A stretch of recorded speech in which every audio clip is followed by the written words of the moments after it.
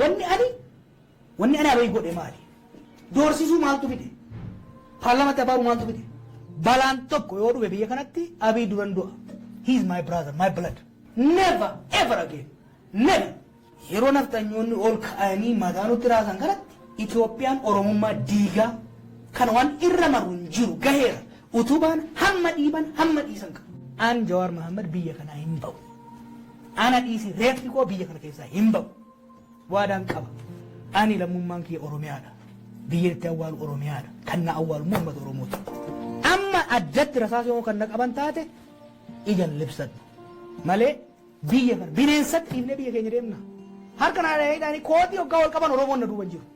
We have to sit down and have conversation. Diaspora wala dake nan kijibe. Tokko na jefamne dumu qabna biyya kanatti. Ummata Oromoo wajjin gatamna malee ummata Oromoo hin gannu.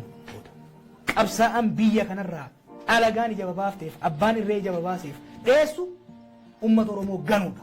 Oromummaaf Oromiyaa teenya irra takka duuban deebiin. Biyya geggeessuu danda'an. It doesn't work. I know it. I'm a political scientist. I'm a strategist. I know it.